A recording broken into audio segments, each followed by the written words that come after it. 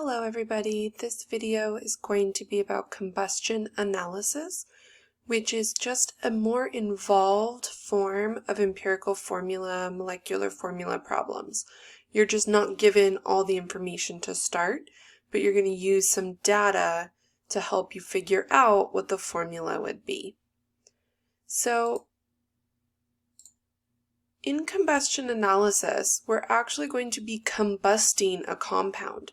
So what we do is we place it in a special chamber and we burn it. We heat it up, we combust it, mixes with oxygen, and then it goes through a series of chambers in order to absorb and remove different types of products. Sometimes there's little catalysts and things to help things burn more efficiently. And what we can do is we can analyze how much water gets made, how much carbon dioxide gets made, and any other side products. And we can use that information to figure out how much carbon, hydrogen, oxygen, and other things our original substance might have had. In our hydrocarbon, we have carbon, obviously, and the only place that carbon is going to end up is in our CO2 product. So we can use the amount of CO2 to figure out how much carbon our original starting compound had.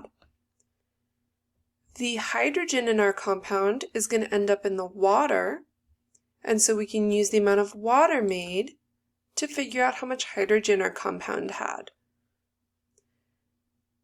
The problem with the oxygen is that it ends up in multiple places, right? And because we're burning it in oxygen, we don't know how much came from the oxygen here, the oxygen gas, versus in our actual sample.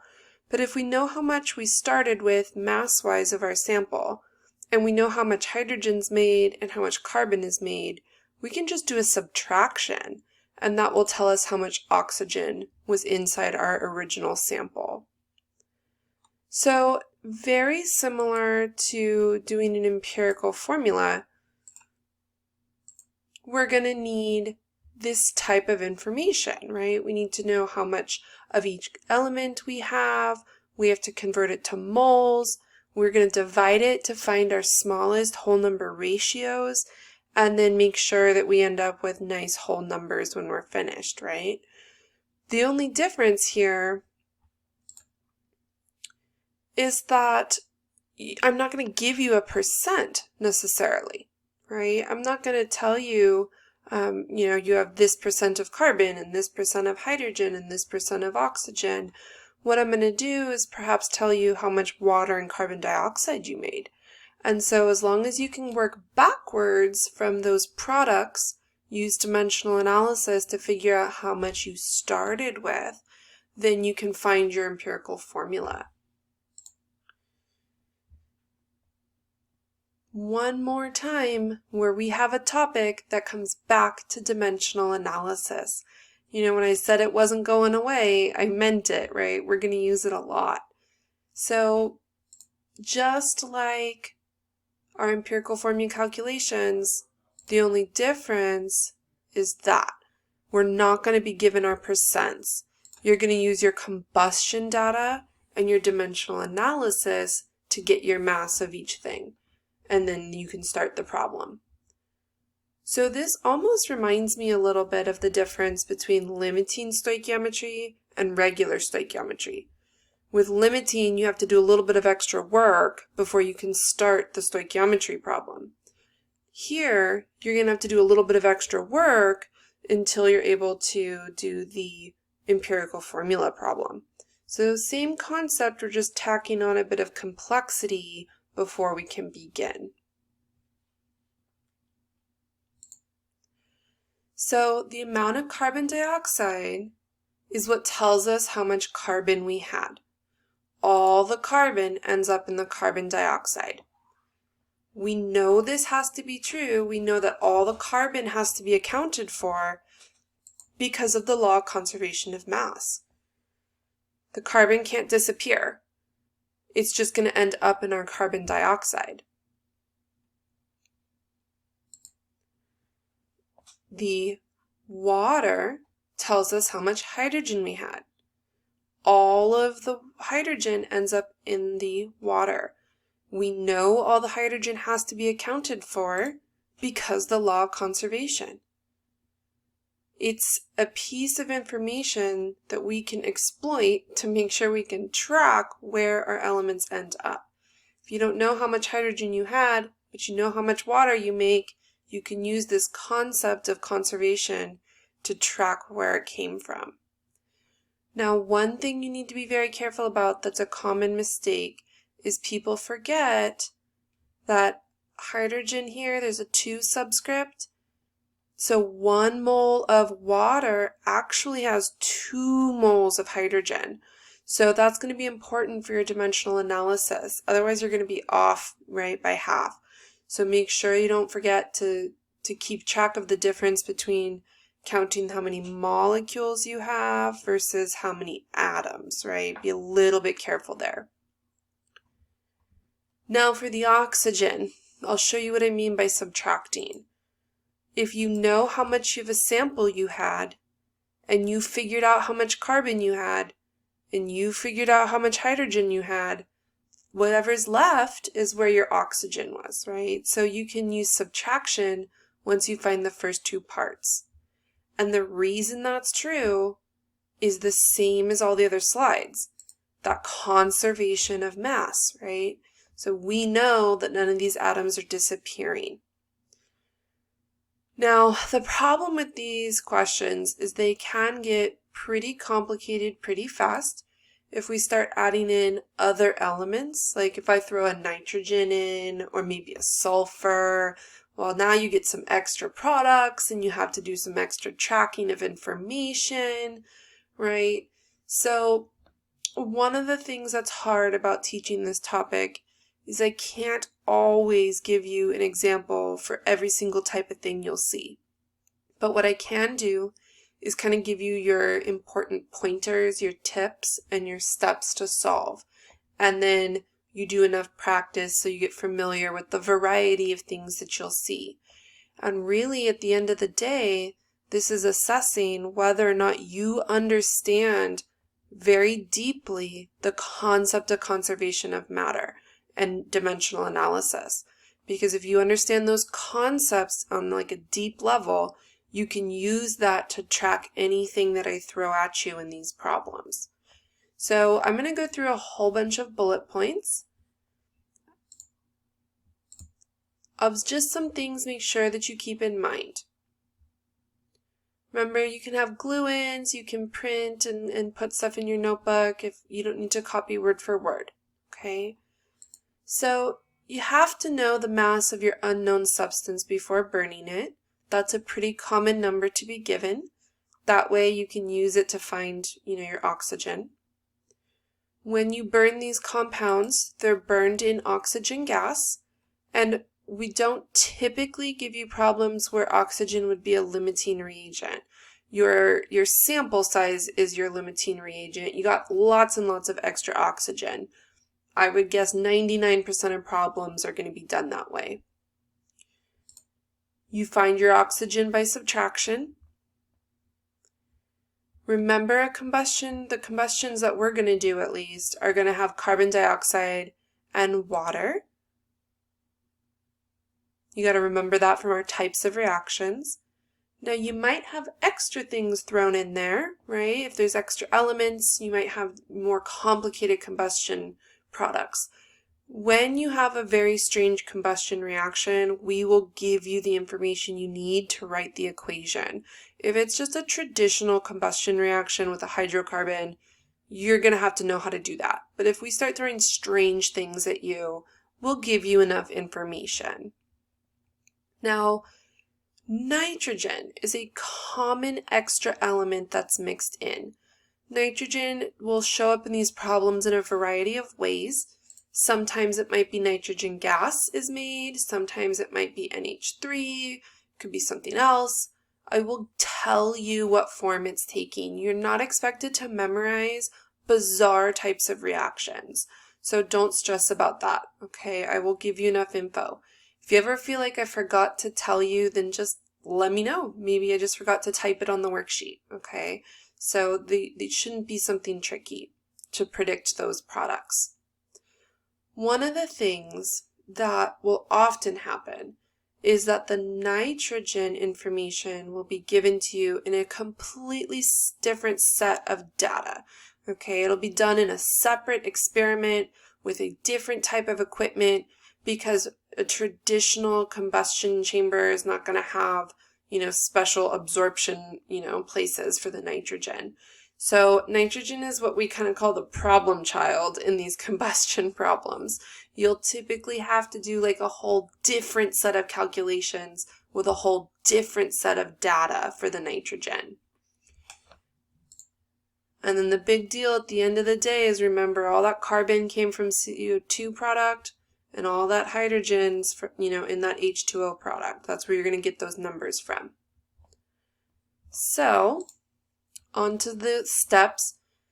Now, it was a little bit hard for me to type out some kind of steps to follow, only because once you start getting weird things thrown into the combustions, right, different elements, once you start getting your information presented in different styles of experiments and things, the steps kind of fall apart a little bit.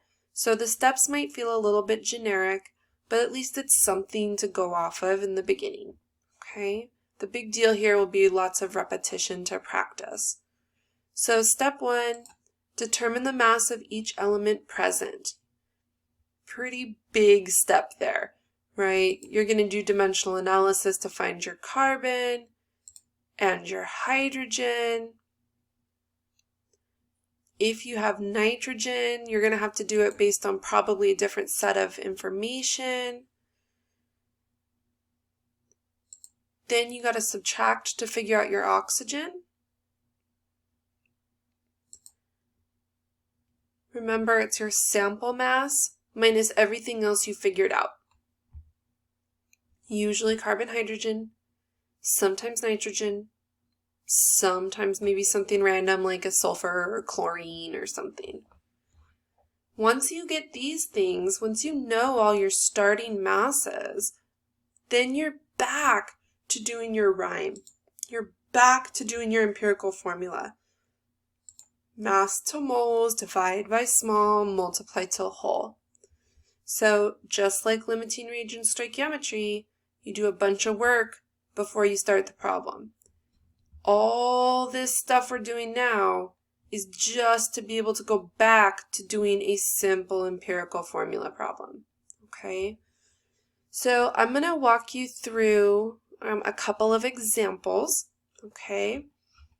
One of the things that I hope you notice is that these problems assume you can balance an equation instantly, that you can predict your products, super fast, that you can balance quickly, that you know your pathways to go from grams to moles, right? That you can quickly find molar masses on the periodic table. All of those things are old topics. All of those things need to be second nature to you. Just like if you were in an English class, your 11th grade English teacher is not teaching you the alphabet. She's not teaching you how to spell words, right? They're teaching you how to put them together into big giant papers. That's what we're doing, right? Taking stuff we learned last semester and using it to do long problems, okay? So, a sample of a compound that is known to contain only carbon, hydrogen, and oxygen is combusted. The carbon dioxide and water produced are trapped and weighed. The original sample weighed 8.38 grams, and it yielded 16 grams of carbon dioxide and 9.8 grams of water. What is the empirical formula? Typically, at this point, people kind of freak out, because they say, wait a second, you only started with 8.38 grams. How do you have so many more grams of products? That's because they're forgetting about the oxygen gas that you're mixing in. Some of the oxygen ends up in carbon dioxide. Some of the oxygen ends up in water. So you will end with more grams, because we didn't tell you the mass of oxygen gas that was used. So you're not magically making more elements. You just need to not forget about the oxygen gas. So let's find carbon first. Okay, I'm just going to write up at the top the data so that it's easy for us to remember. I need to figure out how much carbon I started with in my original sample. So I know how much carbon dioxide was made, and I know all the carbon came into that carbon dioxide. So 16 grams of carbon dioxide. I got to get to moles. The molar mass of carbon dioxide is 44. Now, 1 mole of carbon dioxide has 1 mole of carbon. People will often say like, oh, I don't want to write this step. 1/1, I shouldn't have to put that. But you can't forget, dimensional analysis is about the units. You do need to put them. So my original sample had 0.364 moles of carbon. Now let's do moles of hydrogen. All of my hydrogen ended up in the water. So I'm going to start with 9.8 grams of water. Convert it to moles. 18 grams is 1 mole. Now, this is where we get a lot of mistakes. 1 mole of water is 2 moles of hydrogen. If I were to break this apart, I have twice as much hydrogen, don't I? You can't forget that. So my original sample had 1.09 moles of hydrogen in it. Now, we need to figure out the oxygen, don't we? So, carbon to grams and hydrogen into grams, because I have grams that I need to subtract, okay? So if I do original sample minus carbon minus hydrogen, I'll find out how much oxygen I have. Inside my molecule, inside my sample, that's how much oxygen was there. Any other oxygen was from the oxygen gas, but this amount of oxygen came from inside my actual compound.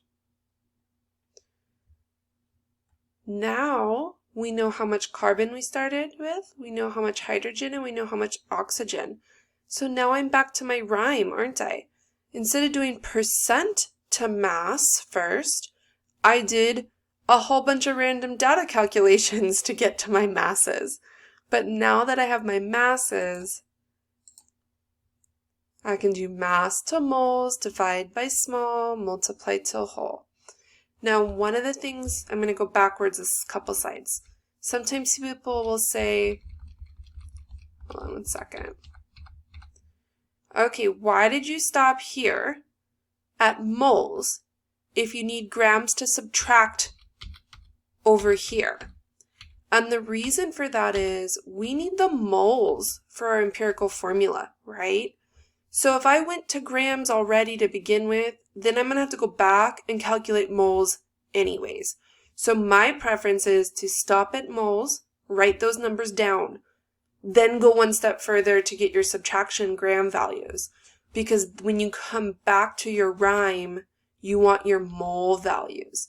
So you'll have to convert this oxygen grams into moles, right? Do you notice how it's not molar mass of oxygen gas? It's just elemental oxygen. You have to be careful about that, okay? So now I have my moles of everything. So if you kept going to grams for carbon and you kept going to grams for hydrogen, you're going to have to go backwards anyways. So it's just my preference. So now I have moles. Now I divide by small. I can look and see, oh, let's see, that's the smallest mole value, isn't it? So divide each of them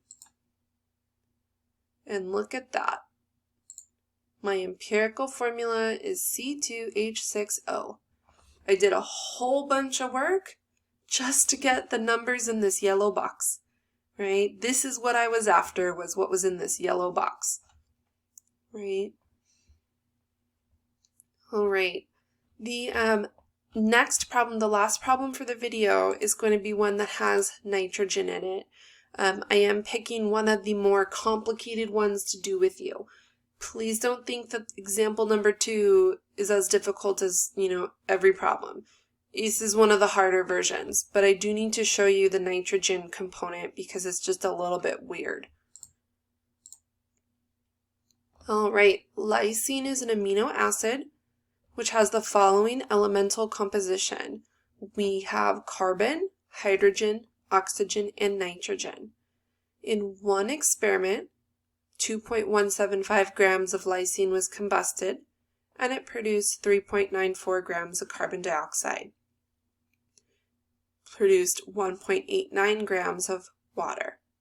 In a separate experiment, totally different experiment, in a different machine, we did 1.873 grams of lysine, and we ended up with 0.436 grams of nitrogen. The molar mass of lysine is approximately 150 grams per mole. Determine the empirical and molecular formulas of lysine.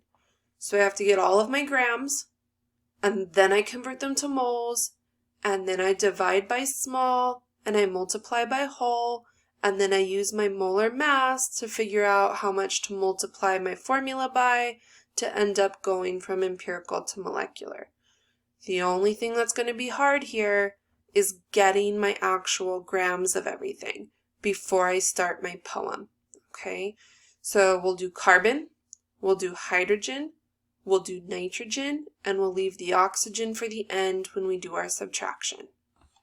Okay, so all the data is up here. This was the original sample in experiment 1, and what we got. Here was the second experiment sample size and what we got. So all of our little data is up here. We know all of our carbon ended up in carbon dioxide, 3.94 grams, molar mass of carbon dioxide, 1 mole of carbon dioxide has 1 mole of carbon in it. So my original sample from experiment 1 had this many moles of carbon. Now we start with our water amount to find hydrogen because all the hydrogen ends up there.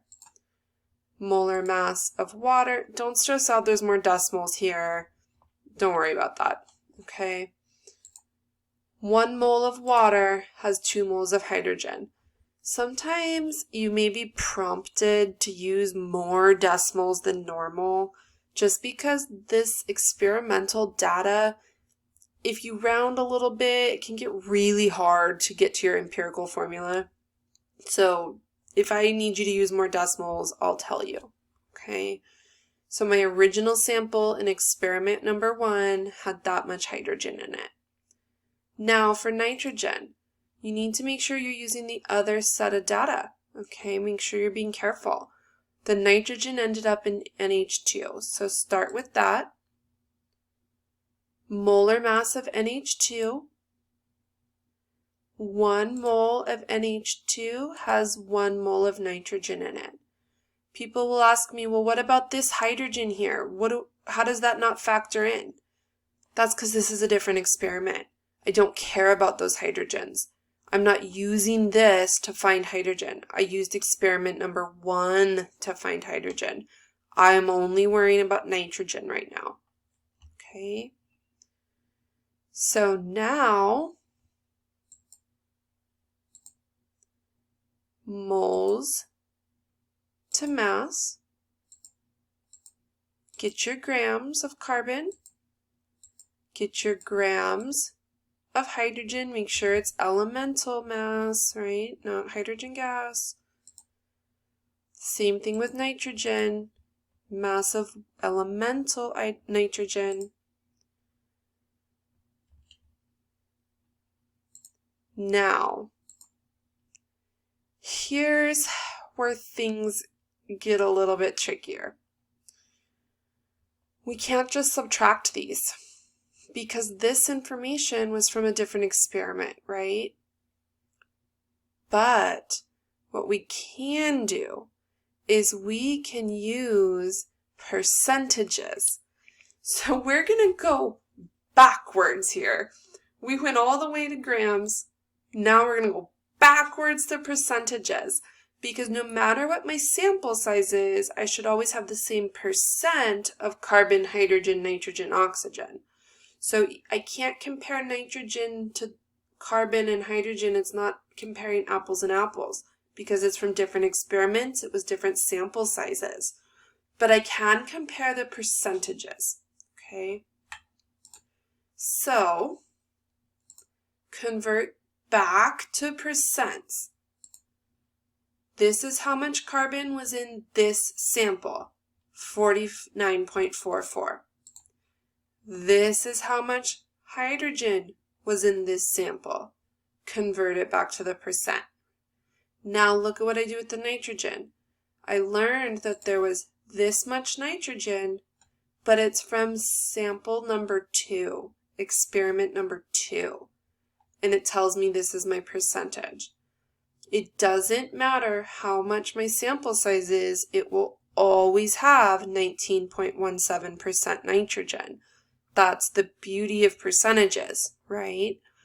So now we're starting our rhyme at the beginning again, aren't we? We have to now subtract our percentages from 100 to find out the percent oxygen.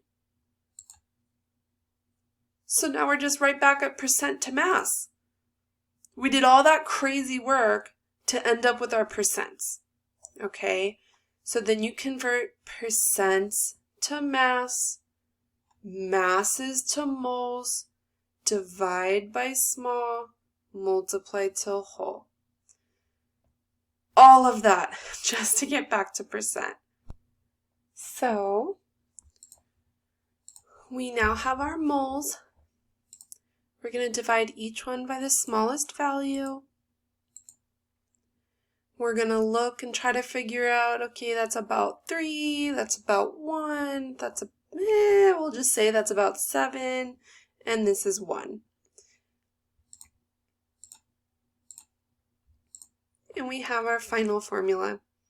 So the substance that we've been working with through this whole problem was C3H7NO. We put some of that in, we combusted it, right? That's the empirical formula for what we worked with.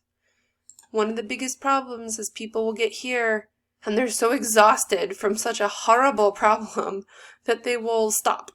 And you can't forget that we're supposed to do the actual molecular formula this time.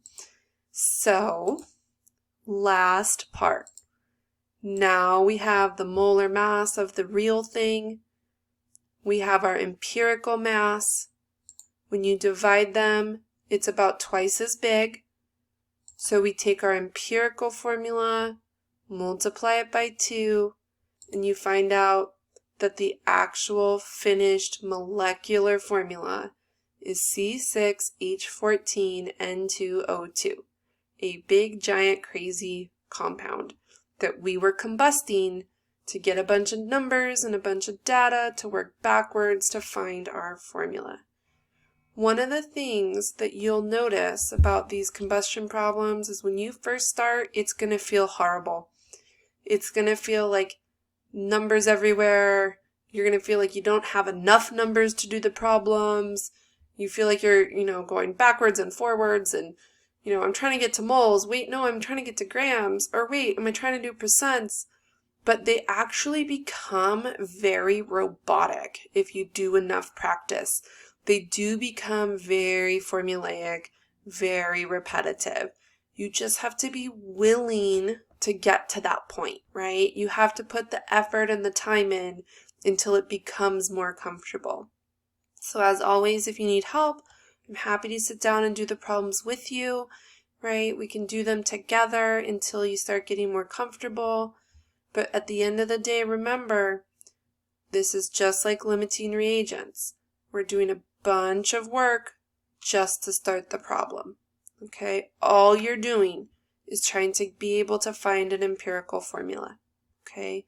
You just got to work to get your starting values. All right, everybody, that was it. I hope that was helpful. Bye.